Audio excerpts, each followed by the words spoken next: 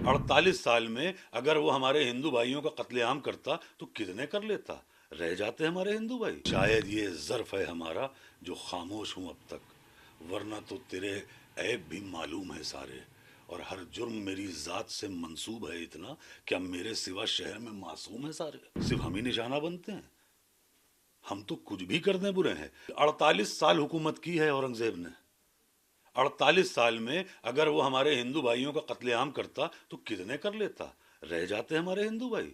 अगर वो खुदा न करे हमारे मंदिर शहीद करता तो क्या हमारे मंदिर बचते 48 साल में। यहाँ 10 साल की हुकूमत नहीं है, कितनी जगह बुलडोजर चल गया। उसे 48 साल का वक्त मिला था, तब ना आप थे ना सोशल मीडिया थी। वो जो चाहता कर लेता, नामो निशान मिट जाता अगर वो इतना आतंकी होता तो। वो एक जैसे कि मैं मुनव्वर राना साहब का बेटा हूँ, तो फुटपाथ पर भी होगी महल की ज़बान में, हम गुफ्तगू करेंगे गज़ल की ज़बान में। तो एक उस्ताद शायर का शेर है, उसमें गज़ल का एक मतला है कि जो इस हालात पे है अबू आसिम साहब पे, जो आप कह रहे हैं कि मुकदमे हुए और ये वो, तो उनका शेर है कि शायद ये ज़र्फ़ है हमारा जो खामोश हूँ अब तक, वरना तो तेरे ऐब भी मालूम है सारे। और हर जुर्म मेरी ज़ात से मंसूब है इतना, क्या मेरे सिवा शहर में मासूम है सारे। सिर्फ हम ही निशाना बनते हैं, हम तो कुछ भी कर दें बुरे हैं। भाई मैं कह रहा हूँ औरंगज़ेब ख़राब था, मैं कह रहा हूँ कि एक अच्छा भला आदमी वो था बहादुर शाह जफ़र, वो भी ख़राब था। हम मान लेते हैं अलाउद्दीन खिलजी भी ख़राब था, ये भी ख़राब निकले। बाद में ये जो और भी लोग आ गए सब ख़राब। हमारे माफिया बदमाश जो निकले, जो उनको जिताती रही पब्लिक, वो आज आसानी से घूम रही है, सब ख़राब। जब मेरे वालिद मुनव्वर राना ख़राब हो सकते हैं तो फिर तो ये लोग तो बहुत बुरे हुए हैं भाई। ये तो मतलब मेरे वालिद की क्या गलती थी।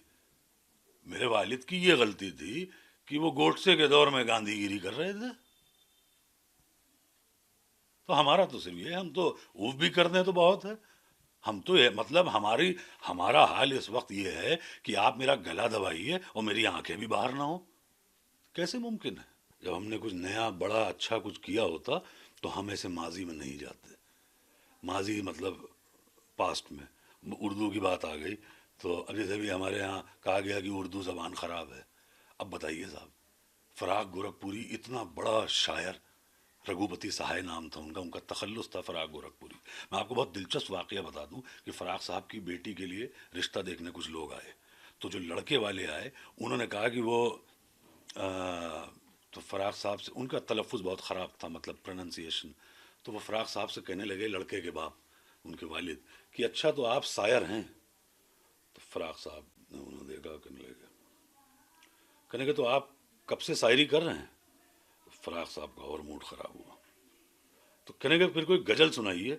फ़राग साहब कहने लगे, सुनिए, आपका रिश्ता आपके लड़के का मेरी लड़की से हो या ना हो, लेकिन मैं और देर आपको अपने कान में पेशाब नहीं करने दूंगा।